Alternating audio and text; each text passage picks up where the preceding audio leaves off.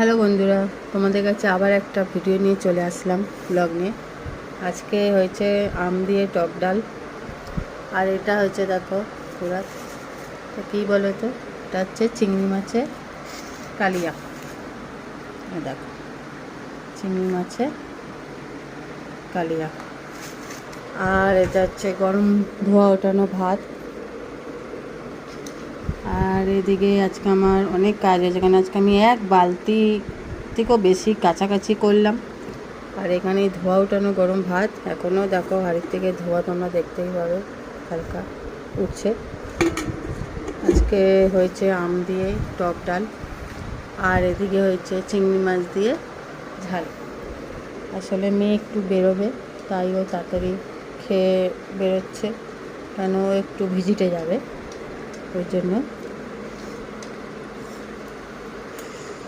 আজকে তোমাদের কি লাঞ্চ হলো আমাকে অবশ্যই জানিও, আমিও তোমাদেরকে জানালাম।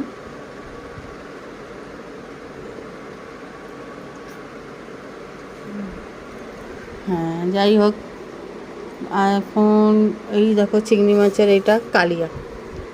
তো আজকে মেয়ে একটু ভিজিটে যাবে, তো বলছে একটু মটন আনবে। আজকে রাতেও মটন করতে পারি, হয়তো কালকে দুপুরেও মটন করতে পারি।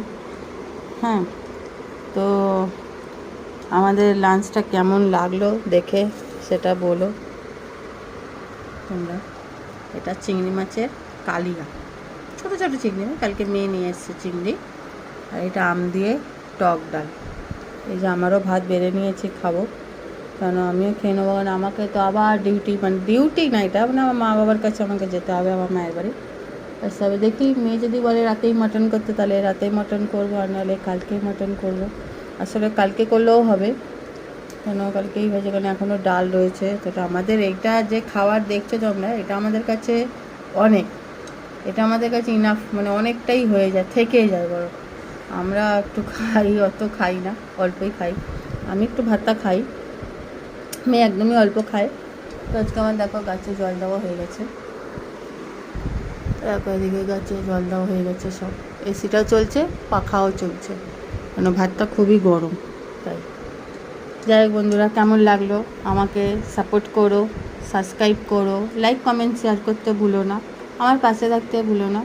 কেন তোমরাও একটু কমেন্ট করো তোমরা আজকে কী খেলে। আর আমার তো লাঞ্চ আজকে দেখে নিলে, টক ডাল, চিংড়ি মাছের কালিয়া বলে যেটাকে, একটু কালিয়া টাইপের করেছে। যাই হোক, তোমরা ভালো থেকো, আমার পাশে থেকো, আর লাইক কমেন্ট শেয়ার করতে ভুলো না।